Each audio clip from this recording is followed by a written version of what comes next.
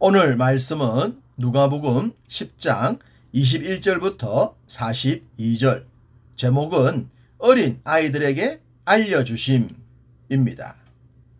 이사야 선지자가 예언을 했듯이 보기는 보아도 알지 못하고 듣기는 들어도 깨닫지 못한다고 했습니다. 영적인 깨달음에 대한 말씀이죠. 영적인 분별력이 없으면 아무리 학식이 많고 지식이 넘치더라도 깨달을 수 없는 것이 영적인 세계입니다. 요셉이 애굽의 감옥에 갇혀 있을 때 바로가 꿈을 꾸었고 그 꿈을 애굽의 박사와 술사들에게 해석해 달라고 했죠. 당시 애굽은 세계 최강국이었습니다.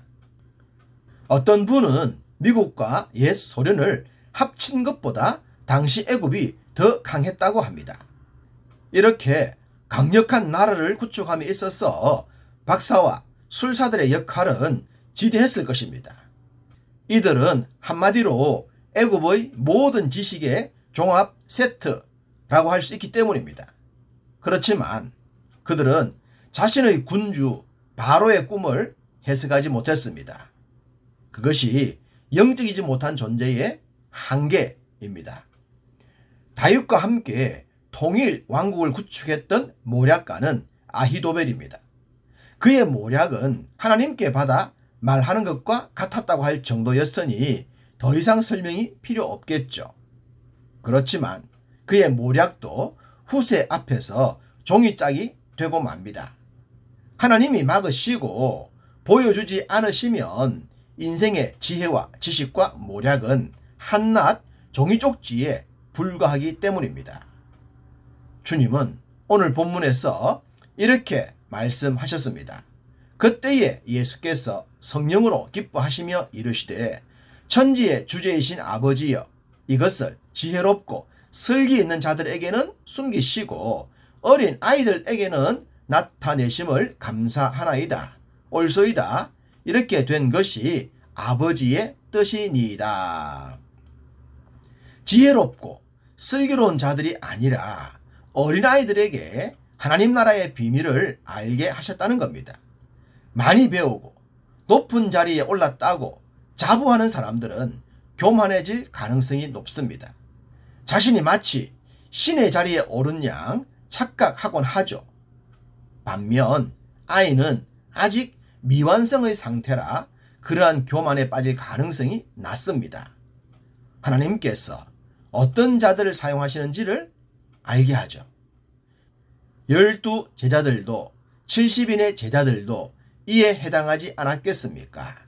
그리고 지금도 겸손하게 자신을 낮추면서 주의 뜻을 성실히 준행하는 사람들에게 주님 나라 비밀의 창이 열릴 줄 믿습니다. 24절, 내가 너희에게 말하노니 많은 선지자와 임금이 너희가 보는 바를 보고자 하였으되 보지 못하였으며 너희가 듣는 바를 듣고자 하였으되 듣지 못하였느니라. 선지자도 임금도 볼 수 없는 세계가 하나님의 주관하시는 영적인 세계입니다. 우리가 이 시대 하나님 나라의 비밀을 알고 있다는 것이 그런 관점에서 보면 얼마나 감사한지요.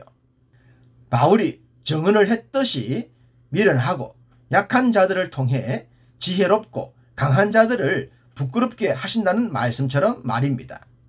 이 비밀을 아는 것이 세상의 그 어떤 것과 바꿀 수 없는 보화라는 것이 믿으신다면 그 사람이야말로 참으로 복된 자인 줄 믿습니다. 어느 날 어린아이와 비교되는 한 사람이 예수님을 찾았습니다.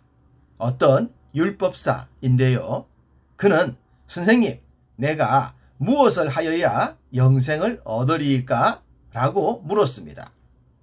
하나님의 나라를 지극히 행위 중심적인 나라로 이해하고 있었죠. 대표적인 종교가 불교인데요. 사람이 아무리 착한 행동을 하려고 해도 근본적인 죄를 해결하지 못하면 사람의 노력은 소용이 없습니다. 불교도 율법사도 세상의 많은 사람들도 이 사실을 모르죠. 주님은 율법사의 질문에 대답을 하지 않으시고 오히려 질문을 하셨습니다. 율법에 무엇이라 기록되었으며 내가 어떻게 읽느냐? 라고 말입니다. 율법사의 영적인 현주소를 알고자 하심으로 보입니다. 그는 내 마음을 다하며 목숨을 다하며 힘을 다하며 뜻을 다하여 주 너의 하나님을 사랑하고 또한 내 이웃을 내 자신같이 사랑하라 라고 대답을 합니다.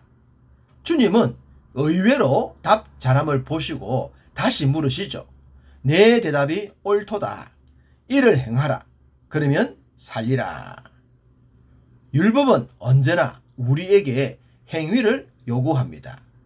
그리고 율법이 요구하는 대로 율법의 요구사항을 다 지킬 수 있다면 의롭게 될 수 있죠. 그렇지만 인생은 그럴 수가 없어요. 바울이 갈라디아서에서 율법의 행위로서는 의롭다 함을 얻을 육체가 없다라고 했듯이 말입니다. 주님의 칭찬을 듣자 율법사는 신이 났습니다. 그래서 다시 묻습니다. 그러면 내 이웃이 누구니까? 라고요. 누가 우리의 이웃일까요? 주님은 양과 염소의 비유에서 줄이고 목마르고 나그네 되고 헐벗고 병들고 옥에 갇힌 자들에게 행한 것이 주님에게 행한 것이라고 하셨습니다. 즉 도움이 필요한 이들이 우리의 이웃이라는 겁니다. 주님은 당당하게 질문을 이어가는 율법사에게 선한 사마리아인에 대한 말씀을 주셨습니다. 이 내용은 세상에 불신자들도 많이 알고 있는 내용입니다. 그래서 알지 못하는 누군가에게 긍휼을 베풀면 이 시대의 선한 사마리아인이라고 하죠. 잘 아시듯이 이 비유에서 주님이 강조하신 것은 세 사람입니다. 제사장, 레위인, 사마리아 사람이죠. 당시 유대 사회에서 제사장, 레위인은 똑똑한 사람, 지혜로운 사람, 성공한 사람, 부러움의 대상이었던 사람입니다. 그렇지만 그들에게 없는 게 있었습니다. 주님이 원하시는 영적인 눈이 없었던 것입니다. 영적인 눈이 없었기 때문에 도움이 필요한 사람을 보면서도 그 사람을 도와줘야겠다는 생각을 하지 못했습니다. 똑똑하고 지식이 많아도 공감 능력이 없으면 딴 세상을 살게 됩니다. 도움이 필요한 사람에게 도움 줄 생각을 하지 못했던 이들, 과연 그들의 눈은 열려 있었던 걸까요? 그들에게 나름 이유가 있었습니다. 그렇지만 그 이유조차도 율법, 곧 하나님의 말씀에 어긋났다는 사실입니다. 그들은 자신들의 행동을 하나님의 말씀에 적합한 것이라고 생각을 했지만 말입니다. 사랑은 율법의 완성이라고 하지 않았습니까? 사랑하지 못하는 율법, 사랑하지 못하는 종교 행위는 하나님의 말씀이 아닙니다. 그에 반해 부정하게 취급을 받았던 사마리아 사람은 달랐습니다. 그가 얼마나 많이 배운 사람인지는 모르겠지만 그에게는 공감 능력이 있었습니다. 그가 율법에 얼마나 능통한 사람인지는 모르겠지만 그는 도움이 필요한 사람을 도와줄 줄 알았습니다. 주님은 옳은 대답을 할 줄 알았던 율법사에게 너도 이와 같이 행하라고 하셨습니다. 주님의 말씀을 따라 행하는 것은 주님을 닮아가는 것입니다. 그것이 우리 믿음 생활의 궁극적인 목적지라고 할 수 있겠습니다. 많은 부족함이 있지만 주님께 합당한 자들이 되기를 원합니다. 주님 말씀에 겸손하게 아멘으로 순종하는 우리 모두가 되기를 간절히 소망합니다.